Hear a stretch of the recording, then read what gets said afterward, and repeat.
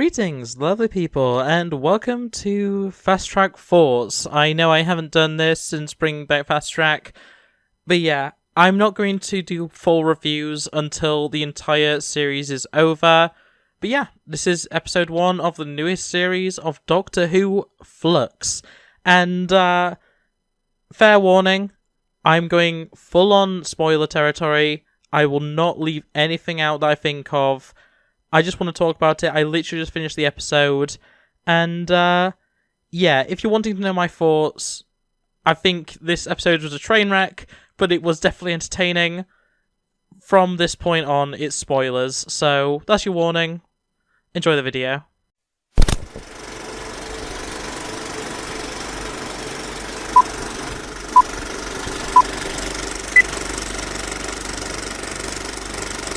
Okay, so let's just start with the elephant in the room. Chris Chibnall still can't write. He can't do it. He has lost the ability, even more so, to write coherently. And honestly, huge shout out to, I can't remember his actual full name, but the director, Jamie something, I can't remember his last name, did a phenomenal job of making an entertaining episode out of an absolute train wreck of a story.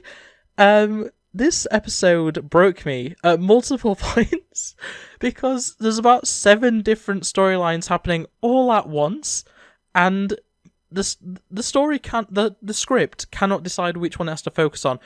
Obviously, we have our main Doctor plot, the main thing that the Doctor is dealing with, which is Castronova, or whatever his name is, the dog person, the Chewbacca knockoff, as a lot of people have been calling him. And, yeah, that was all over the place. So first off, I mean, on the bright side of things, the cold opens are back, or the cold opens are still here. I've kind of removed last series from my mind, so I don't remember if they actually brought it back last series, but I know Chibnall's first series didn't have them, so, tossing that up to, they're still here, or they're back, whichever. And, the cold open was ridiculous.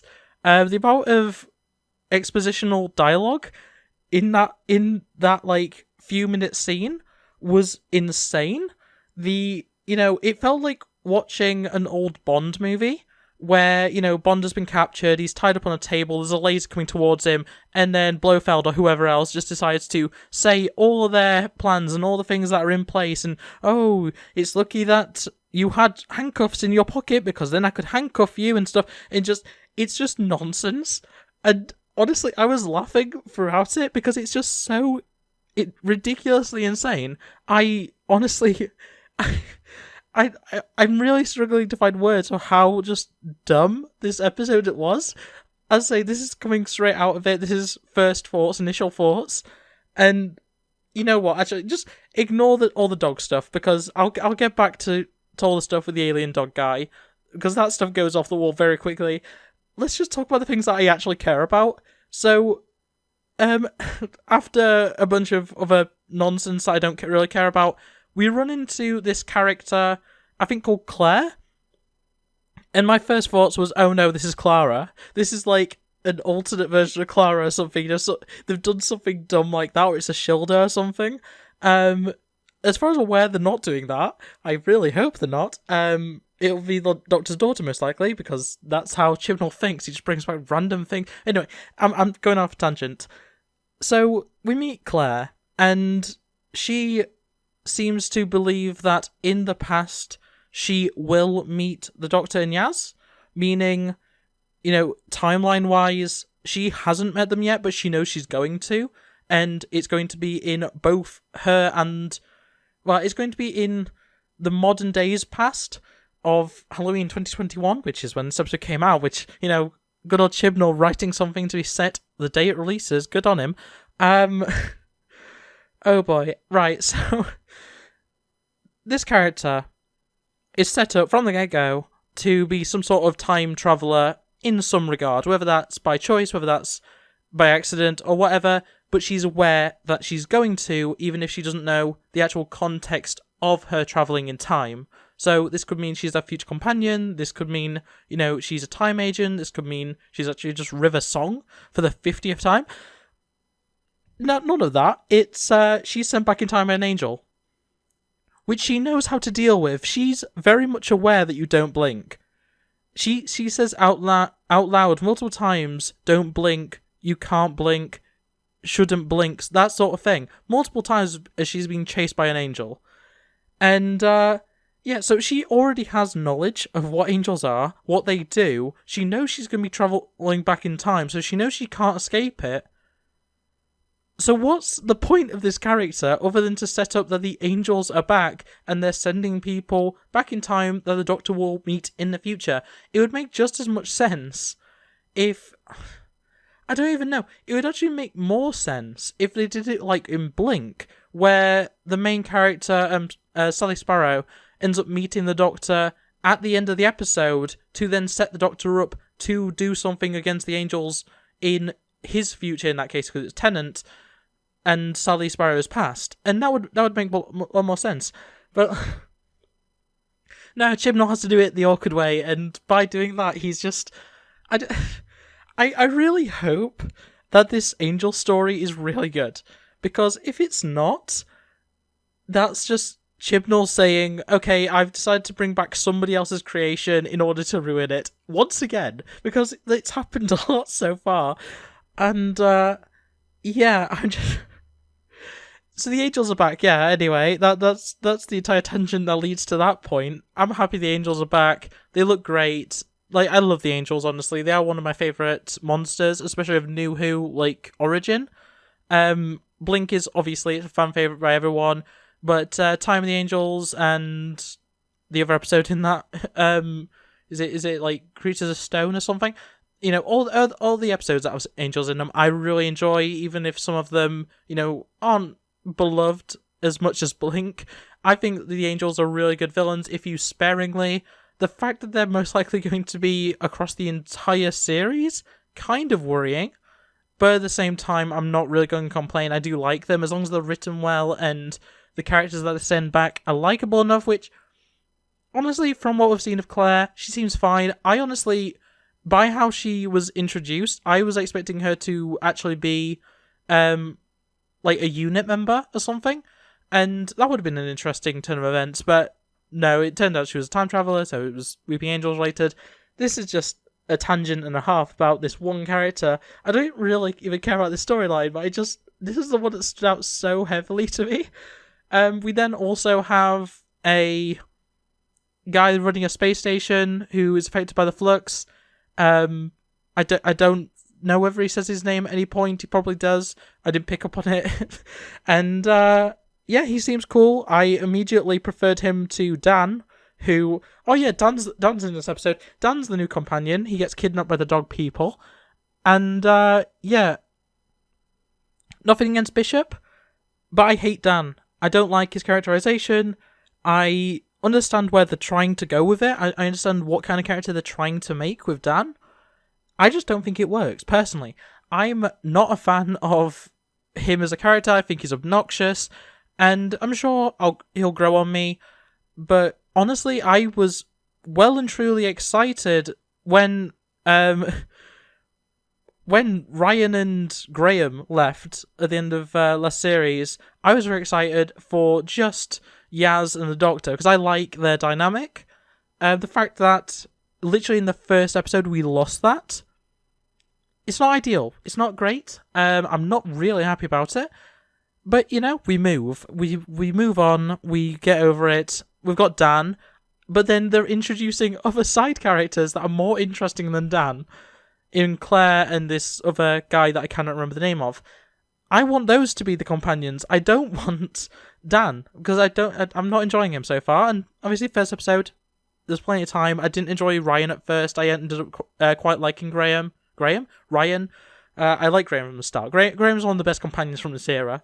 Oh boy.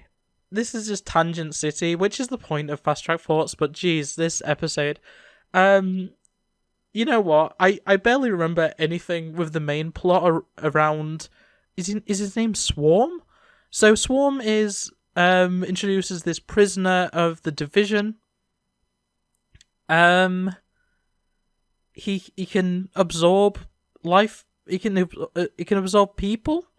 His sister was in disguise as a human, or thought she was a human. Maybe it was some sort of Time Lord magic or something. I don't know. Maybe, Swarm and his sister are Time Lords. I don't know, because it's so unclear what the division actually is as a group. Is it Time Lord? Is it just a combination of things? Like, I'm trying to think of whatever the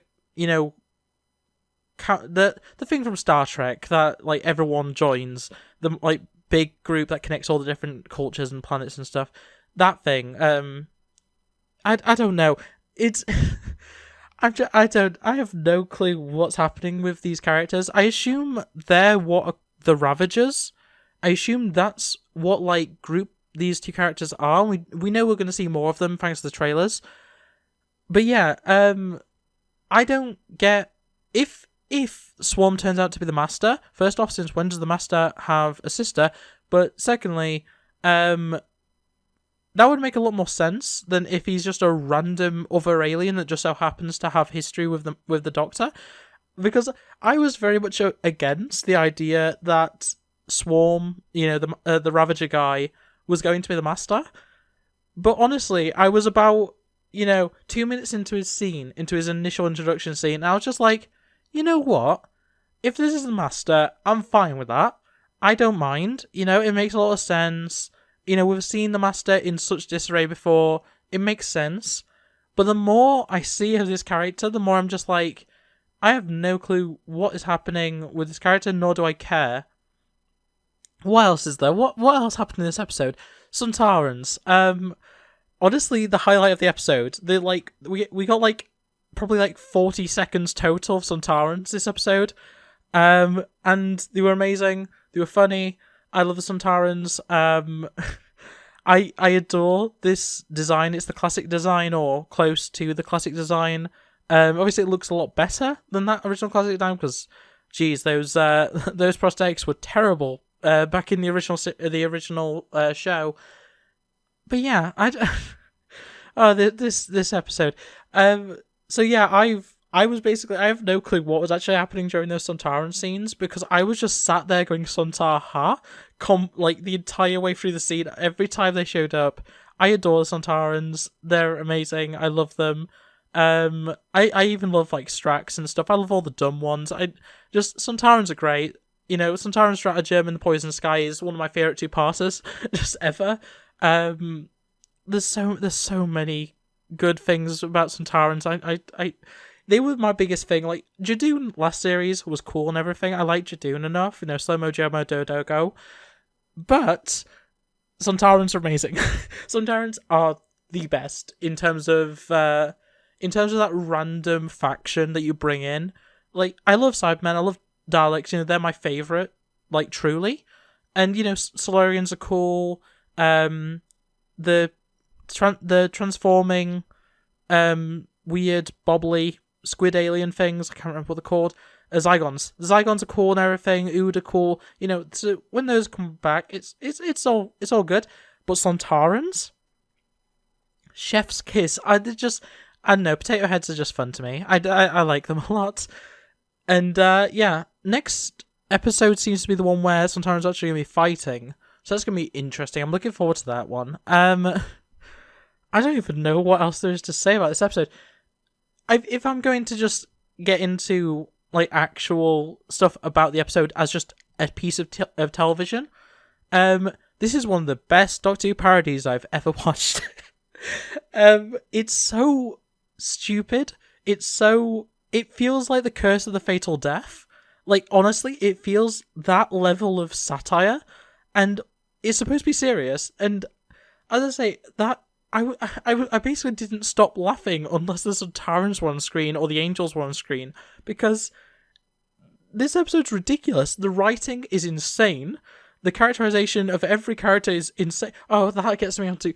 Right, the Doctor, this series beyond all others, this version of the Doctor is the worst version of the Doctor. Not in terms of oh, Jodie Whittaker plays a bad Doctor. No. This Doctor is written to be the worst Doctor the Doctor has ever been. Forget what all the stuff that 6 did. Forget all the stuff that 7 did. Forget all the stuff that 9 did. No. this doctor is the literal worst, both to her companions and just generally in conversation. She's rude. She blames people for her mistakes. She's like, she thinks she's funny, but nobody laughs at her. Like, it's insane how unlikable this version of the Doctor is. I can't believe, I hope it gets better. But, like, I didn't have this issue with Jodie in the previous two series. I didn't think she was written well, but she was likable enough. I didn't hate her. This episode makes me dislike the Doctor.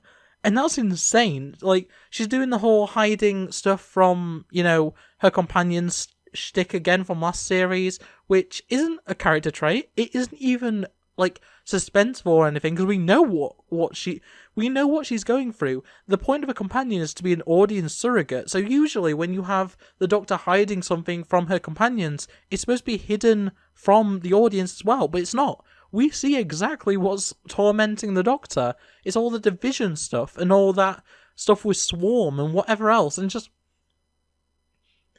It's just the Doctor is so badly written. It's insane to me. I hope and pray that it gets better.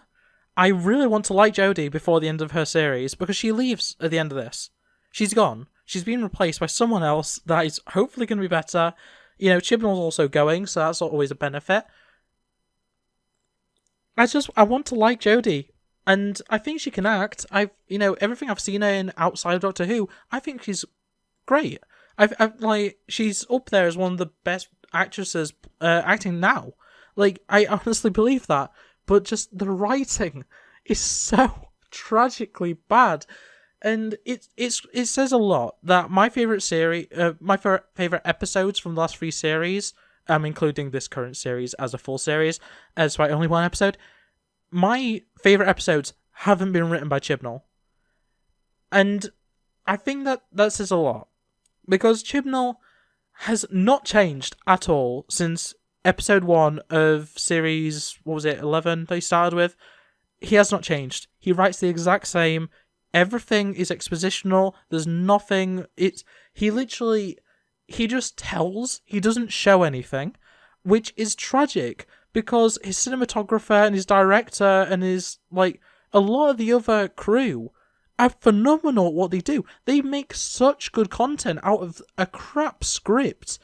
And it's just insane to me that, and it all goes back to the idea that, Jodie has said every single time she's been asked that her characterization is based off what Chibnall has told her to do. And then, obviously, Chibnall, because he literally doesn't know anything, just decides to go, oh, wait, no, it's all Jodie, I can't take credit away from Jodie. It's just, Chibnall has written himself into a wall where he physically cannot write anything that is actually acceptable. So then he just kind of passes on the blame to his actors, to his crew, and this is becoming a Chibnall rant, which I could do an entire video on, honestly. But yeah, in conclusion, this episode was a train wreck. It was beautiful. Don't get me wrong. The effects are amazing. Honestly, as much as I made fun of Clammer, the weird dog person, he looks great. It's some really good costume. Shout out to whoever it is that does the costume for this episode. It looks amazing.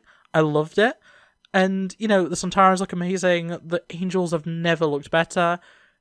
Everything is so crisp. It's not overexposed. It just, everything looks great. Everything sounds great. Everything even the editing is really well done. There's some really good moments of editing where it's not script at that point. It's purely they've edited it in such a way that it just works. And it's all just let down by the fact that the writer, Chris Chibnall, does not know how to write anything. I'm sure he can create worlds. I'm sure, because, a lot of the world that we see on screen is based in the script. So I'll give it to him. He can create a really cool world. He has some good ideas. He just doesn't know how to write them. And yeah, this episode was a train wreck. I'm going to leave it on that. This episode was an absolute train wreck, but I'd be lying if I said that this wasn't the best opener we've had. In terms of just how much entertainment I got out of it, it was so fast. It was just, I was laughing so often. The fan service of the Weeping Angels and the Centaurons was phenomenal. I can't wait to see more Centaurons, honestly. It was great. In conclusion, this episode was great. But for all the wrong reasons. But yeah, that's going to be it for this video. I'm so done. I'm like, honestly, I cannot wait for next week. The next episode is going to be ridiculous. But yeah, in any case, thanks for watching. I hope you enjoyed this rambly video. I will get a review of the entire series once it finishes, whether that be at the end of the main series or after the Christmas special or the New Year special, whatever Chibnall writes last, whatever the regeneration episode is of Jodie. After that, I'll do a full series review. But yeah, that's it. So thanks for watching. Like, subscribe, ring that bell, all that YouTube nonsense. And yeah, I'll see you next week. If not sooner, because I do have a few scripts finished for other videos. I've just been waiting on them a little bit. But yeah, thanks for watching, and I'll see you next time. Bye! It's been a long week. I feel like I could use a vacation. I can hardly think. It's like the worst song you